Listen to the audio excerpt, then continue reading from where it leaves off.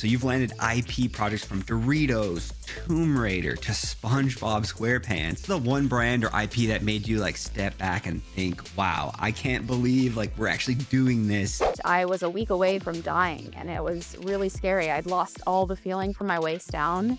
And I was paralyzed. I had to relearn how to walk. And all of that was happening while I was trying to build up Alliance Studios. Running a studio. We did Hamaki, Tones and I, and the Kid Laroi. Insane, by the way, production. All incredible. Those experiences too did insane numbers. Yes, they did. So any music brands listening right now that are trying to come into this space, there's definitely a market. I want to talk about this. I don't think it's controversial, but there's something about like you guys had like one of the biggest IP launches ever in Fortnite, but suddenly like it just like vanished. And so can you like walk us through what exactly happened? Oh, that is a great question. Oh, goodness. Okay, well. I'm Matthew Zanazzo, and this is Creative Juice, the podcast where we dive into the stories behind the builds, the brands, and the bold moves shaping Fortnite Creative and UEFN. Today's guest is Mackenzie Jackson, better known as Mack Jack, the founder of Alliance Studios and one of the most respected creators in the space. From teaching in Indiana to launching the first ever branded Fortnite creative map with 100 Thieves and Uber Eats, Mack Jack's story is as real as it gets. We talk about landing special projects with SpongeBob, Tomb Raider, and Prime, navigating massive wins and brutal losses, and how Fortnite literally helped her reshape her life. This episode is packed with real talk on leadership, advocacy, personal setbacks, and creative breakthroughs. If you're a brand, a dev, or someone trying to figure out how to thrive in this wild space, we made this one for you. This is Creative Juice. Mack Jack, how's it going? Hi, it's going good. How are you? I'm doing really well. Thank you for coming on. This has been in the making for a while. I've been wanting to get you on, and I'm really happy to have you as a guest. Of course. No, so excited to be here. Awesome. Yeah, you've been like the original 1.0 creator to starting your own company to making your own individual maps that have been very successful to making brand maps, IP map. There's very few people in this space that have the level of experience you have. So this is going to be a fun episode. Yeah, I've been OG since season 1 Fortnite. It's been a while. You were on what was the World Cup, right? I actually didn't go to the World Cup or wasn't one of the builders of it, but was around for it and was excited when all of that was released. That's cool. Yeah. I was jealous. I was like, same. Yes. Was Ritual? No, Dom was though. It was Dom. Dom. Yep. Okay. And Hushin on my team as well. Yeah, and both Hushin, of them were at the World Cup. Yeah. Dude, that's crazy. That was like 5 years ago already. It's absolutely insane. I feel like it's even longer almost. Maybe it was. Crazy. It was longer than that. Yeah, almost 6. 2019. They gotta do that again. Like the next Pro-Am, they gotta do that World Cup for creators again. That was fun. I actually heard some creators when I was at the Pro-Am, like participants of the event was talking about that. So like they want to see that again. So I hope Epic is listening and we'll do that again. But yeah, that'd be amazing. So let's just jump in. I really want to kind of get into like your early days. Absolutely. Your personal journey. So yeah, let's just kick things off at the very beginning. So Mackenzie, your story, I think hits differently, to be honest. You said openly that Fortnite Creative was literally a lifeline during one of your hardest moments. Can you tell us about the first day you opened up the Island editor and how did it reshape your life? Yeah, absolutely. So like I said, I've been playing Fortnite since Battle Royale Season 1 in 2017 with my brothers. The free-to-play game aspect of it really excited us, coming from constant $60 spends on all of our other games. But it wasn't until the creative mode launched that like everything really changed for me.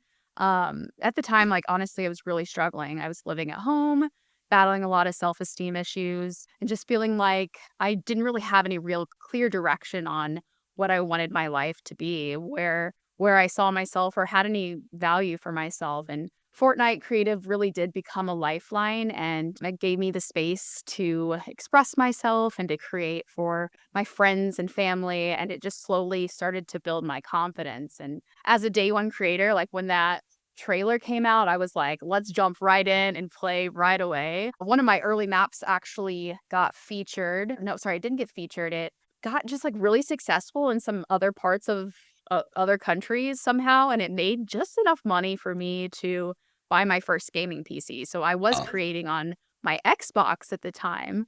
And with okay. that money, I bought the gaming PC. And then from there, it was like everything snowballed. I had John from FCHQ reach out on Reddit, was like, do you want to start a little build team together? And I was like, you know what? Sure, let's do that. And then that's how I met Ritual and Snow. And then I was working with Courage JD, making him little trivia maps.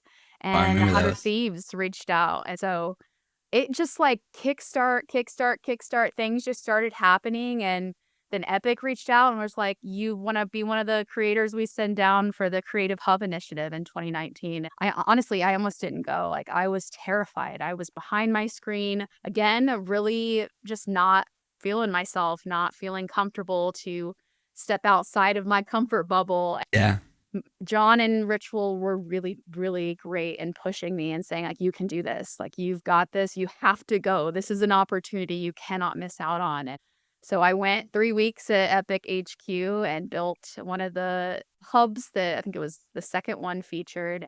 Then I left that and decided to quit my job. And Ritual and I launched Alliance Studios. Crazy, Crazy. crazy. So I remember that hub. You had you put like a bouncy, was it the cube? Yes. The Kevin the Cube. Kevin the Yes. Cube. Man, Yes. that was how I had to go way back in my memory for that one. Yeah, you did. That was I remember that was a really fun hub. And anyone listening that's, probably from the past 2 years now that's been kind of paying attention, hubs were basically, if you were to go into Fortnite Creative right now, the old Fortnite Creative, you see that little, or if you work in UEFN, you see this little blue, like little island with some portals.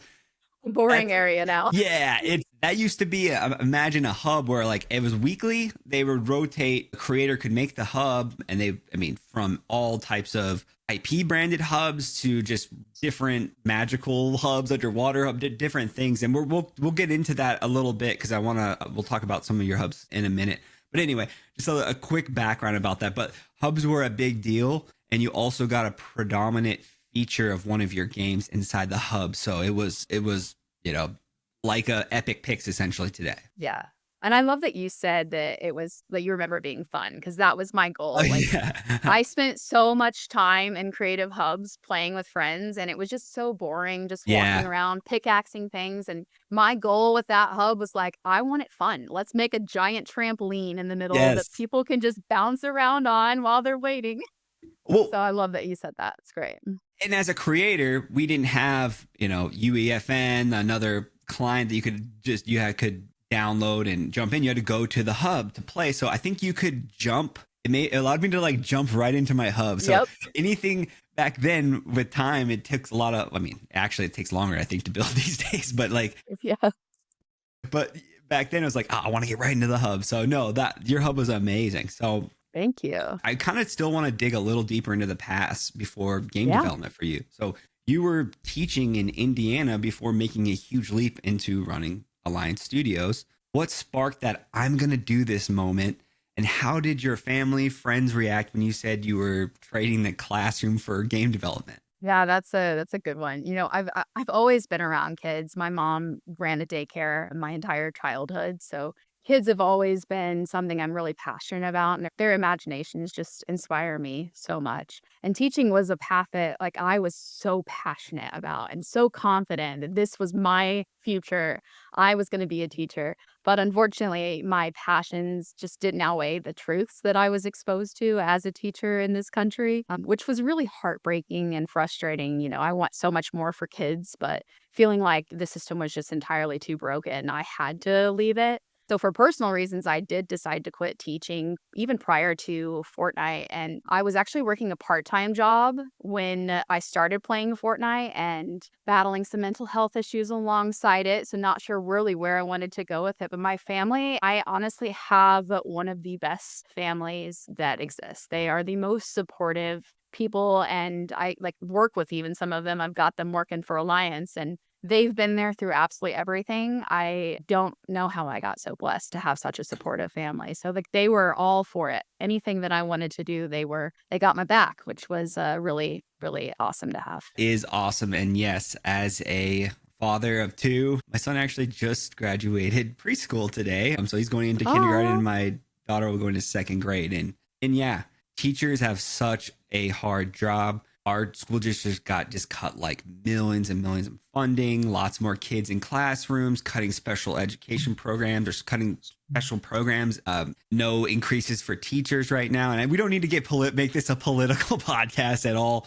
But just to reiterate what you're saying, I'm seeing it right now. And yeah, it's tough. There's a lot of improvements that could be made in the United States education system. Absolutely. All right, this is a fun gaming podcast though, so let's get back and get over to that. But so let's talk about Alliance Studios now, okay? Yeah. So and some of your brand experiences, because one of the probably maybe the biggest studio with the most brand activations. If not, you're up there. You're like one or two, sure. maybe it's probably hard to number keep track of. Yeah, it is. But I mean, your list is insane.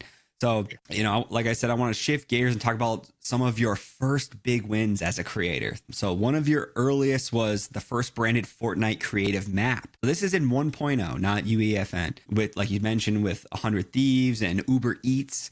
So what was it like pitching a huge brand, something no one had ever done before? And did you honestly think like they would go for it? Or, how did that transpire? How did that go? Like because I think, not Beyond. It was the team before Beyond had the first, I forgot, what was their team's name? Evolve, yes. And I can't remember what it was, but I think you were right Samsung. after. Yeah. So I take the claim as the first like UGC without any Epic involvement brand activation. Yes. But yeah, I think it was Evolve that did a Samsung mobile game prior to the 100 Thieves. But honestly, if I could sum it up to like one word, it was pretty messy. Like honestly, I didn't know what I was in for. I didn't know what to ask for. I didn't know the legals around anything, contracts. I got handed so many things that I was like, no, what do I do? Because, it was never done before. I couldn't Google it. There was no Chat GPT. Like it was figure it out. Like, here it is. You figure it out. And it was the first of its kind, which was really awesome. And I knew there was great opportunity in sticking with it and just being transparent with the team that I was working with, and like tossing ideas back and forth to each other. Like it was a new venture for all parties involved, but like I just powered through it. It was learning a lot in the process. And obviously, like as I've grown and worked with more bigger brands, I've learned so much, had, the right partners, the right people to talk to help me, in shaping up of the studio. But for me, it was pretty messy in the beginning days of having nobody to help me. Yeah. Like, here, figure it out. You're pioneering the space. You were, like you said, this is like one of the first. Yeah. So was it the hub or was it a map? It was a map. Okay. It was a game. Yeah. Yeah, it was a speed run for the World Cup. Like they wanted it to be like, and they actually showed us plans for their warehouse that they wanted to be like in the GG room. And it was like early day construction plans. So like the warehouse was like not built out at all. And we couldn't do too much in terms of like customizations. Yeah. And all of the really cool things you could do now. But we had like our own music track that we built with the music blocks that you could play at the end. We really went all out, but the rules also were not what they are now. So some of the stuff we did probably wouldn't fly now. Certain call to actions and whatnot, but it definitely was a really fun experience to be a part of. Yeah, so 1.0, this what we refer to is basically kit bashing. So they had to, they couldn't import any assets or anything. They basically had to take a bunch of little pieces that were already given to us in the Fortnite Creative and make the game, which honestly, I think a lot of people are still doing. Yes. For obvious reasons, but that's such a cool story. So I want to still stay on kind of IP and brands and stuff. Yeah. So you had the chance to work with some massive brands over the years, like we've mentioned. So Alliance has landed IP projects from Doritos, Tomb Raider to SpongeBob SquarePants. Like, what was the one brand or IP that made you like step back and think, wow, I can't believe like we're actually doing this? Can you walk us through that? Like, why was that a special moment? Yeah. It's really a hard question because like in my opinion, brands will always be one of the most important ways to get players in. So like there's something so unique about a brand coming to us with no idea as to how they're going to enter the gaming world, and being able to come up with those ideas is really empowering. And, they offer funding, which can enable us to innovate and try new things without the risk of no return of doing things by yourself. Mhm. But I guess if I had to pick the one brand, it would probably be Tomb Raider. And I think it's more just because, being a woman developer, being able to work with such an iconic character as Tomb Yeah. Raider, I mean, it was so cool. We got to see, they gave us the mile files of the Tomb Raider Croft Manor. And so we got to like go into the Maya files of the Okay. actual, it was the coolest thing to be a part of. And I remember it was just Snow, Ritual, and I at the time. And we were just like, I can't believe we have this. This is so cool. And then we got to recreate it and kit bash the whole manor and a whole experience, which I think like for me, it's a really big standout piece for sure. Amazing. I'm sure I'm going to put videos of all this stuff up, and sorry if you're an audio listener, you're just gonna have to go to YouTube and look. But yeah, I remember the hub, the Tomb Raider hub. It was so well done. I mean, you felt like you were there. It was such a cool project. You guys crushed it. Thank you. All right, so now like I want to talk about this. I don't think it's controversial, but there's something about like you guys had like the #1 map, probably one of the biggest IP launches ever in Fortnite Creative UEFN. So Prime Hydration. Not everything goes as planned, even with the biggest projects. You had a super high profile project with Prime Hydration that got a ton of buzz, but suddenly like it just like vanished. And the reason I'm bringing this up is because it was the #1 map at the time. Like I can't remember how many CCUs. What was it? 30,000 more. I can't remember the number. It was way up there. And then it was just like gone the next day. So can you like walk us through what exactly happened behind the scenes and maybe what that taught you about navigating brand space or content? Yeah, absolutely. I think it's funny. Like this is the project that everybody asks about. Well, okay. It was also a red versus blue. The thumbnail was like you guys crushed it. It was like the red versus blue Prime bottles, and the theme, like it could be the #1 red versus blue map right now. Like, Yep. I just want to say I that agree. it's that. So sorry to cut you off. But I just want to No, let the audience know. Yeah. absolutely. You're good. I did share a little bit of the story during my Unreal Fest talk last year Okay. as well. But no, I'm incredibly proud of what we built. I think it was like over 4.2 million plays. And then on its final day, like there were still over like 1,000 players still active. So the level of sustained engagement just really showed the real potential of branded content when it comes to connecting with players. But despite the momentum, yes, the brand did choose to sunset the game, which, I mean, it was part of their broader campaign strategy, which just focused it on like the short term, high impact visibility around like the product launch. So from a marketing lens, it made sense. But as a creator, it was extremely frustrating to see the opportunity for the continued success to be cut so short. But it taught me that, first I had to shift from just thinking like a game developer, and I had to start thinking like a business owner. Like, not every campaign is about long-term growth, and not every partnership is built around UEFN success either. So honestly, like it's a little freeing for creators too, realizing that brand success it doesn't always have to be the next big hit in discovery. Sometimes it's about delivering a moment, not like a full marathon. So for me, it really reinforced how crucial like having the right partners are, clear communication, transparent understanding of what the campaign goals are. And when we pitch and plan, we talk about the right strategies, and if they would have held on to this a little longer, it could have helped their, brand approach for more product launches. Oh yeah. But ultimately it's part of being in that brand space, recognizing that sometimes your wants as a creator and developer aren't going to align with the overall strategy that a big brand might have for their own strategies, which can be frustrating, but Yeah. I'm still really proud of it. As you should be. And I think that's something, if you're in this space long enough, you kind of learn. And some people ask me why I don't give my opinions on certain things at certain times. And there's just things that you don't know about. you don't understand. You're not in the project. You're not know what's going on with that creator or that studio. And it might seem like a certain thing at this time, but there's a lot going on behind the scenes. And that's just it. I was that guy on the outside looking at those numbers and I was like, what? What is going on?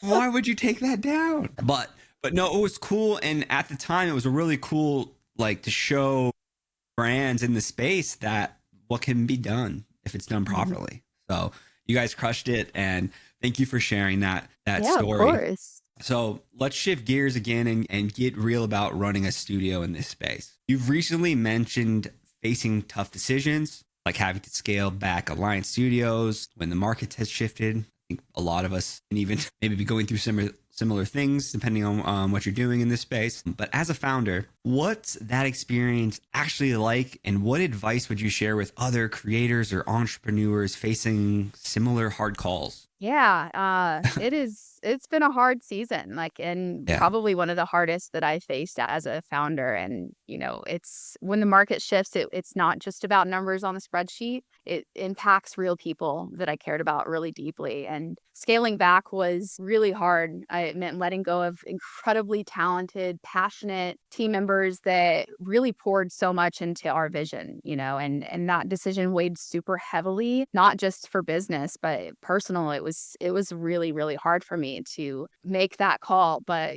what I learned is that leadership isn't just about, the exciting milestones. It's about how you show up when things aren't uncertain, and or when they're not uncertain. You have to make choices that prioritize sustainability over comfort. And that required being really honest with myself, with my team and our partners. And it's super easy to want to protect everyone from hard truths, but transparency builds trust even when things are tough. And my advice would be, don't wait for the perfect moment to make hard decisions, because it rarely comes. You've got to surround yourself with people that help see you clearly, that can keep your mission in focus, and to not let setbacks define you. You can adjust strategy without compromising your values. And also remembering that, scaling back, it doesn't mean we failed. It just means that we're taking steps to ensure that we can keep building for long hauls, because sustainability is ultimately the most important thing in these type of risky spaces. You have to be smart with every decision you make. I've got real people, real lives counting on us to make the right moves. And it really sucked, but that's part of business. And I had to drop my emotional barrier because I wear everything on my sleeve, and I had to make those tough calls, and I learned a lot through it, but still really hard. And we're still navigating this tough season and hoping that, something big's going to hit and keep us alive even longer. It's a hard space regardless. 100%. And thank you for being so candid about it. And you were actually open about it, which I don't think a lot of people are, to be honest. And I think that is pretty important. It shows you're human, you're transparent. And it's not, again, going back to it's just not everything you see on the surface. There's so much more going on behind the scenes, and it's so hard to try to make everyone happy it's so hard to kind of understand, if you've never run a business before, how to make those hard decisions and to make those hard. So no, thank you again for sharing that. And I know you guys you've been here from the beginning. So, it's not about how, but when. So you guys are going to continue to crush it. But thank you for sharing that story. And I wasn't sure about asking that question, but I think it's just I wanted to be kind of real and important, and people who are listening that may be in the similar positions, or that's where they're aspiring to be as a CEO or whatever. I think it's really cool to be able to talk about those things. So thank you for doing that. Yeah, I will say it's always been my aim to be real. Right. I love shouting out all of our wins, but also recognizing that you also have a lot of failures and a lot of hard tides as well. And it's really important to share that, or no one will learn. No one will have an understanding of how hard they're going to have to work. And, I understand people not sharing their moments, but I also think there's huge value in it. And so, I wanted to be open about those tough moments for us. No. Amazing. So I want to talk kind of about, I guess we're shifting gears a little bit again. We're constantly shifting on this podcast, but yes. So I kind of want to get about like health and hustle, personal challenges. You've kind of, so refresh my memory. So Fortnite did a series where they kind of like interviewed a few studios. Mm-hmm. Forgot what the series is called. Made in Fortnite. Made in Fortnite. Thank you. Which some of that will be on the screen right now. And you have remarkable story, an insane story. So that's what I want to ask you about today.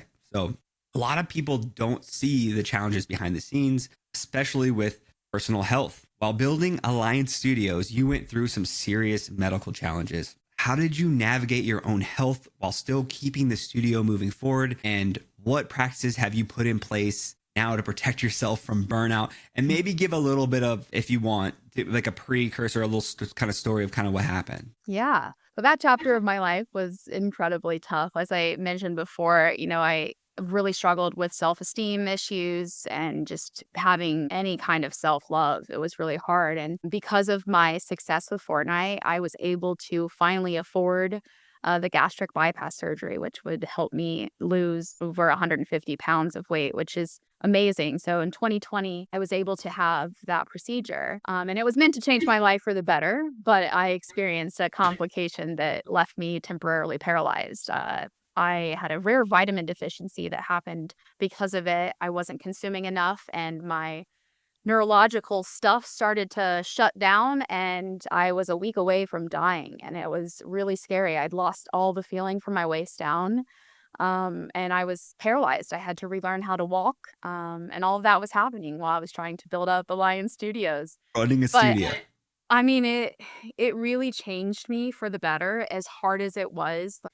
There were so many moments that I genuinely didn't know if I could keep going, like 2020 as well with COVID. It was Yeah. extremely isolating. I couldn't have any visitors. I was in the hospital for months, had to just do all of that with no visitors. No, like hospital staff rarely came in and said anything too, because it was just a very isolating time for the world. But ironically, like having the studio, it gave me something to hold on to, having my friends in Fortnite who I could connect with on Discord every day. It gave me purpose. I would work from my bed or my wheelchair, not because I had to, but because creating really made me feel alive when I wasn't feeling so alive in health purposes. So it really reminded me of who I wanted to become. And that experience, it taught me to be non-negotiable when it comes to self-care and boundaries. And these days, I check in with myself regularly on mental, emotional, and physical health. And I've learned to listen to my body, to rest when I need to, and to delegate more. Like I'm still working on the delegating because I like to do a lot, and I like to be busy and involved with as many people as I can, not even just my own team. I like to help people. Like that's just part of who I am, but I have to learn to set those boundaries at times and not carry everything on my shoulders, and trusting my team and building sustainable systems is what's going to keep us moving forward. So I think like advice-wise, like my advice is you're not your productivity. You're allowed to pause. You're allowed to ask for help. And protecting your well-being is not a weakness. It's the foundation for everything else. And so it taught me a lot. And, almost dying told me like, I really only have one life. So I'm going to take charge of it and live every moment with as much happiness and passion as I can. Great answer. No, that you have such a great story. You really do. From where you came from to now. So like, thank you for sharing that moment. And yeah, like I'm still like, I've seen it. I knew about it. We've talked, while it's happening and all those things, but like, I didn't really understand the full picture of it, I think, until I actually watched that Fortnite thing. And wow. So I can't imagine. I know what it takes to run a studio, and I can't imagine going through all of that at the time. And so, no, I'm glad you're here. And again, open about your like stories about all of these things that you've been going through. So no, it's very cool. So this one is actually, this next question is actually kind of as fun. I think it's a good, more of a lighter question. So mixing love and business. Let's talk about it as the photo is in the background. So running a business with someone close to you can definitely change the dynamics. You once mentioned you found love in Fortnite Creative. What's been your biggest surprise about mixing a personal relationship and running a creative business together? Has it changed how you view collaboration and teamwork? Like, I guess I don't know if you want to get into the story of kind of how you met. You kind of mentioned Ritual very early on. I mean, you guys have been partners. I think I've only known you as maybe you guys been working together. Yes. So, yeah, if you would share that story, it'd be amazing. Yeah, it is still wild, and I pinch myself on a regular. But yes, I did find love in Fortnite That's Creative. crazy. As corny as that sounds, right? Leave it to me It's to make it corny. Sorry. it is wild. Like Yeah.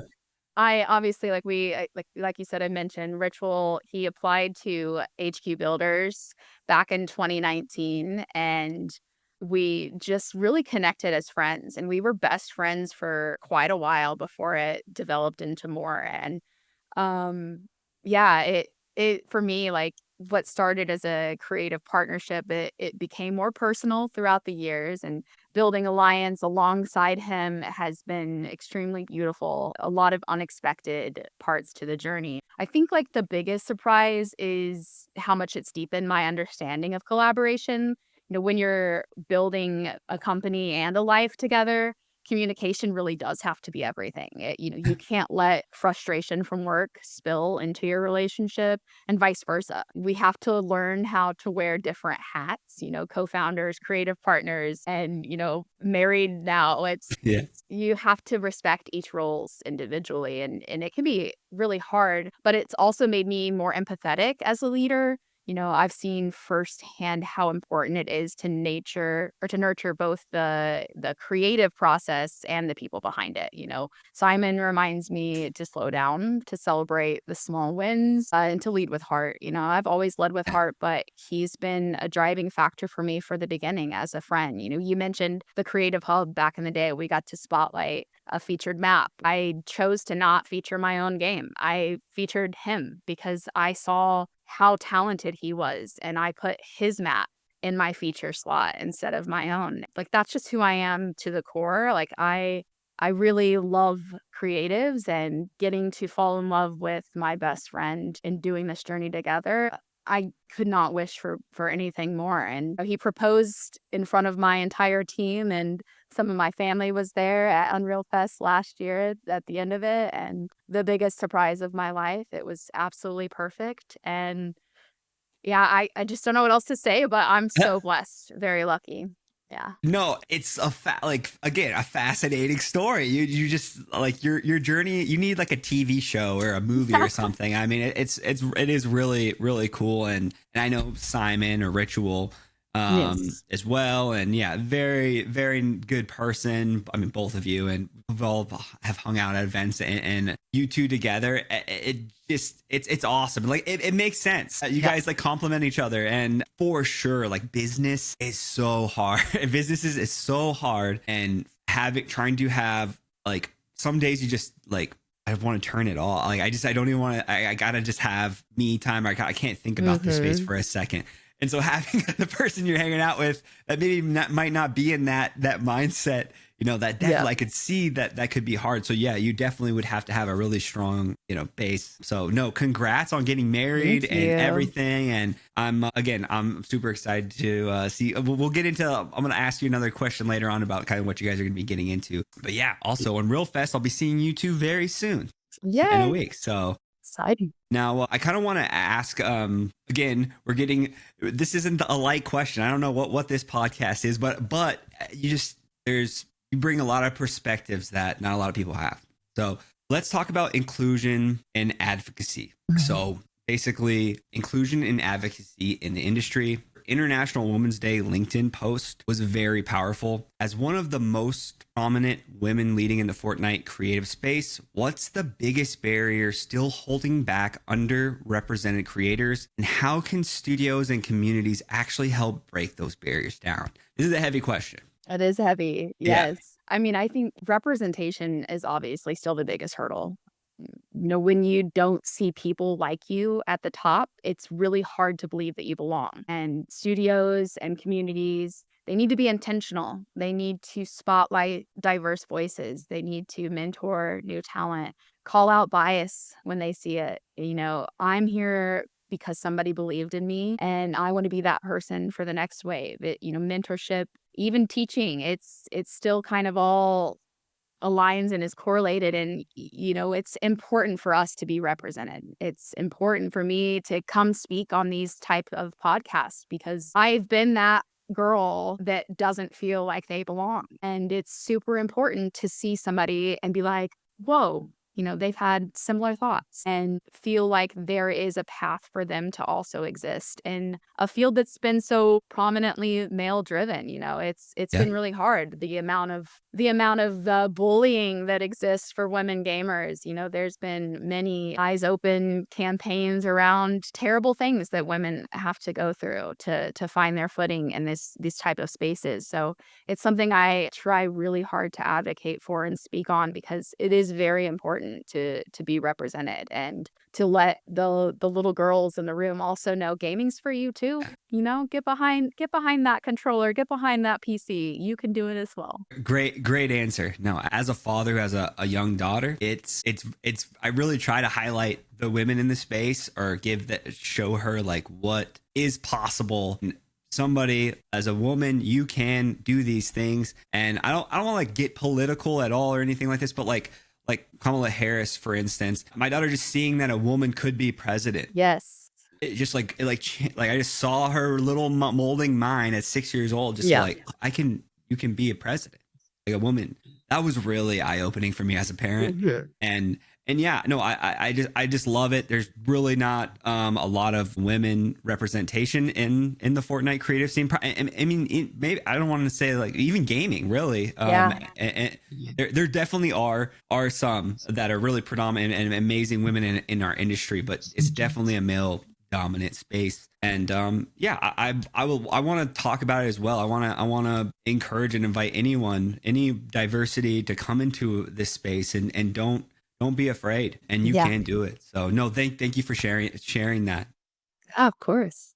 So let's talk about kind of the future vision and some of your big ideas. So this is going to be a fun question. So I want you to kind of look ahead for a second. So imagine you had full control for a day. Let's say Epic hands you full creative control of Fortnite Creative. What's the first thing you change or add to level up the platform for everyone? Oh, that is a great question.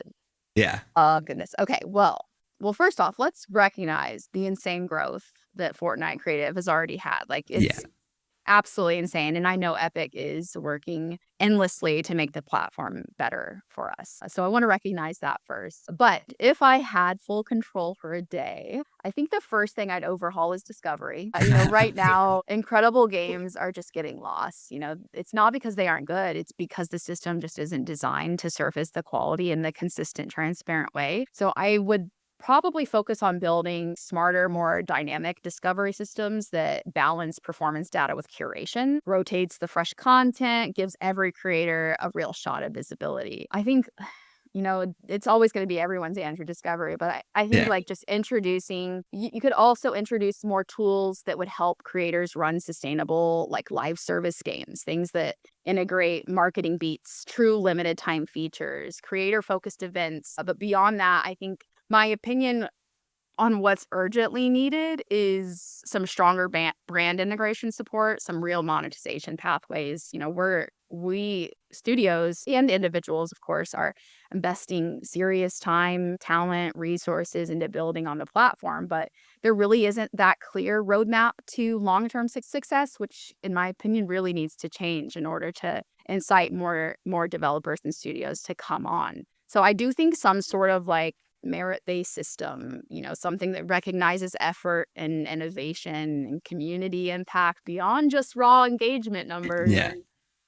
We shouldn't feel like we're gambling every time we release something. There needs to be like a fair merit system that rewards consistency and creativity and value. And I do really truly feel like that would cut out a lot of the bad actors and the time spent feeling like we also have to do some of these tricks to get the success. I think there's a lot that can be done, and I know a lot has been done, and there's some to come. But at the end of the day, the more that we level up Fortnite Creative and UEFN, it means supporting the people behind the games. You've got to give creators the tools, the visibility, and the opportunity to build the future of the platform. And I think there's just a few things that I would change to help in that aspect. Yeah. No, that's a great answer. I know. I think I kind of asked Mustard on the previous one a little, and he's same thing. Discovery, I would change. So no, Right. look, I think they have talks about it now openly. I mean, they are aware of this, and I think, like you said, I think that's most people's answer. But I still think it's fun. I loved it. I loved your take on it and the reasons why. So no, thank you for that. Yeah, that. And now we're gonna kind of stay on the same track, but like I want to know which like your dream build is. Okay, so Okay. you have an unlimited budget, unlimited freedom. What's the ultimate IP or universe you'd love to bring into Fortnite? And what kind of insane experiences would Alliance build around it? Oh, that's a hard one. Yeah, That's a good one too, though. No easy questions today. Yeah. Yeah. Okay. I think, dream scenario. I grew up with my brother playing Pokemon. So I think Pokemon would be an insane open world type experience, real time battles, collecting, exploring, community driven events. I think, Pokemon's a hard IP to get your hands on, but like if I had a dream scenario, that would be great. But I think like my normal answer, the one that I really want to see happen just for the women centric type dreams that I had, Barbie. Barbie would be incredible as well. Imagine a dream world builder meets fashion sim, meets empowering adventure. There's just so much untapped potential. But I mean, both those IPs are so much untapped potential. But full freedom, we'd create something that just reimagines those universes and gives players a really fun way to connect with them. And I think bringing more audiences in apart from the battle royale driven player base that currently thrives right now, is what's so needed to get more casual gameplay, other gamers. And those two IPs for me are like top of the books. Let's do them anytime. Call me. Let's go. No, that's a good one. I think we have and correct me if I'm wrong, the castle gallery was kind of the only, I don't know, how do you call the Princess Castle Gallery? Yes. Like women like built like props, like kind of, and that was a long time ago. It was. But that was made just for creative, I think, right? I don't think that was. Think so, yeah. Because usually it was like part of like the map. They'd give us some of the assets. So yeah. And let me tell you, my daughter loves building. That was the first thing we'd build, Rapunzel and everything. She loves that stuff. So no, I that's actually a good take. I never thought of that. That would be a good. I mean, obviously, both those IPs would be massive. That'd be awesome. I mean, once we can make our own items and stuff too, like I just think it's gonna change so much and allow us to really innovate and create unique experiences too. Because right now, we're all using the same Fortnite props over and over and over again. There are some people bringing in custom assets, but yeah, I think items are going to be huge. Yes. Hopefully, if we're ever able to make our own shops as well, I think there's so much we can do with universes that agree. Q3, makes me Q4, so excited.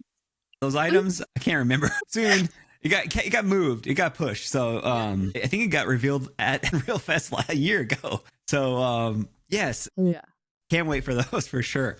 Seriously. So I wanted to ask about kind of some advice and inspiration. So looking back on your journey with all the ups and downs, you've had huge brand projects and being a community advocate. What's the one thing you would tell that young, uncertain Mack Jack from years ago about the incredible journey she's about to start? That's a good one. I think I would just tell her that you have no idea how far that this is going to take you. You just have to believe that you're worth the ride, Back then, feeling stuck, not seeing my value, I was hiding from the world, from my potential, from the version of me that I've grown into. I delayed it so long. I delayed stepping out of my comfort zone for so long. And I think I would just remind her that every moment you're spending isn't just a distraction. It's the start of something life-changing. And you're not just building games in Fortnite. You're building your confidence, your purpose, and eventually your own studio. And the people you meet along the way are going to mean more to you than you'll ever even understand. But I think I'd also tell her that it's not going to be easy. There's going to be those setbacks. There's going to be heartbreaks and moments that you really do want to give up, because there were those moments. But all the people you meet and the lives you impact the person that you become, it's all worth it. So just keep going, and you're not going to just find success. You're going to find love and a community and a version of yourself that you really never thought was possible. Amazing. Yeah. That's great advice. Yeah. I wish I could talk to my younger self. Yeah. I think we all wish we could do that, right? Yeah. There's those thoughts you have sometimes in your brain where you kind of like a cringe or whatever, like from it will like 20, like be like 10 years ago, and you'll think of something you did and you'll be like, oh, why did I do that? Right. But if only you knew. I think someone said, like, basically, if you're at the point where you want to give up and quit, remind yourself this is where people give up and quit. That this is supposed to be hard, right? This is why not many people are where I'm at today, because they gave up. And yeah, so I don't know. I always try to remember that, because yeah, I 100% agree. There are days where you're just like, okay, I don't know if like this is it. Maybe it's time, but you just keep moving forward and something pops up. You just never know. So no, I think that is just wonderful advice for anyone listening. So we're getting near the end. I have a few more questions, and yeah. So before we wrap up and I hit you with the fun lightning round, okay, I want to give you a chance to like spotlight what's next for you in Alliance Studios, what's Alliance Studios working on right now, and what are you most excited about? Yeah, Alliance is great because we always have a ton going on. Like we're not all in on one project. We always just have a ton of things going on, which, is something I love. I like to create more job opportunities and build this even more. So a lot going on, but I think like I'm especially excited about our upcoming game jam project that we did for TMNT. It's releasing very soon. And very cool. I got, I was in the tools with my team in New York, and really taking me back to old school creative games. I don't get to get in the tools too much myself with my position, but it was really refreshing, and being able to build this game so quickly with just the environment of other teams around you creating. It's so fun, and I can't wait to see what the community's reaction is to the games that came out from it. Yeah. Amazing. I know I've seen it on your Instagram. We actually this is perfect because I want you to shout out your socials. But yeah, I saw your journey. I think it was on Instagram. You were kind of posting some of the things. It looked really fun. Yeah. Yeah. You can connect with us on our socials at FN_Lions. And we are revamping our website. So it's in the works, but it's going to be still alliancestudios.g. Links also in the description to follow any of all that, and Mackenzie, Mack Jack, whatever. Whatever you know her as. I'm still Matthews and all the Immature Game. We have all these names. But yeah, all in the description. Please go follow her and follow their team. They're always cooking up something awesome. All right, are you ready for the fun lightning round? I'm ready. All right, so I will just ask them one at a time. I have 3 questions. Just first thing come to mind, and I'll move on to the next question. Okay. So yeah, here we go. Your favorite creative game type to play off? I don't know, stream up to play when you're not working. I think I will always say escape rooms, like just puzzle escape rooms, especially. Love them. It's what got me started, was making an escape room. So definitely escape room. Are we going to get an Alliance escape room one of these days? Maybe. Okay. So favorite Fortnite in-game concert or live event? Ooh, that's a hard one. I'm actually going to say, because we worked on a lot of the shout out the ones you worked on though, too. We did Hamaki, Tones and I, and the Kid Laroi. Insane, by the way, production. All incredible. We should have talked about. I should have asked that question. That would have been such a good. Maybe we'll have to get you on another time, and we'll have to talk about that. Yeah. No, but I think my favorite is actually going to be Tones and I, and I think the reason it would be my favorite is because I didn't know her music prior to working with it, and she's one of my favorite artist now. Like I just love her lyrics. I love her voice. And how cool is it that I was introduced to her music through Fortnite and working, with her album? Like so cool to me. And I think that's like the power of what this space can really be. So yeah. I will have some of those up on the screen right now. But yeah, I mean, these concerts, they were made again with kit bashing and 1.0. You would have no idea and how hard that is to make a concert in 1.0. Like very few people understand how hard that is to make. And you guys made insane experiences inside of Fortnite Creative that those experiences too did insane numbers. Yes, they did. So good days. any music brands listening right now that are trying to come into this space, there's definitely a market. Yes, No, definitely. you guys crushed it. So last question. So who would win on your team in a Fortnite 1v1 tournament right now? Okay, this is easy. So Justin or Acidic Blitz, he's our community manager. He is so cracked He's at sweaty. this game. He's He's so sweaty. good. Anytime we play test, like good luck against him. He's so good. Yeah, nerf him. Yes, definitely. No. Good for content though. Yeah, exactly. Which is his job. Perfect. Right? No, that's it. Mack Jack, thank you so much for coming on. This was such a fun episode. I think we covered a lot. And like I said, I think we have a lot more to uncover and talk about. So we'll have to get you on again. And yeah, like I said, all of her links and socials are in the description. And thanks for coming on. Yeah, thanks for having me. It's been a really fun time. Yes, same. Anytime. All right, we'll talk to you later. Yeah, thanks. That's it for this episode of Creative Juice. Huge thanks to Mack Jack for pulling back the curtain and sharing her story with so much honesty and insight. From building the first brand in maps in Fortnite to leading Alliance Studios through highs, lows, and everything in between. This episode is a masterclass in persistence and creative grit. Go show Mack Jack some love. Links to her work and Alliance Studios are in the description. This episode gave you something, an insight, a question, or just something that hit? Tag me on X or Twitter at Xximmaturegamerxx and let me know. I read and reply to all of it. And if you're feeling it, like, follow, subscribe. And if you're a listener on your favorite podcast app, drop a quick rating. It helps more than you know. I'm Matthew Zanazzo or Immature Gamer. Can't wait to see you on the next one. As always, don't hate, create.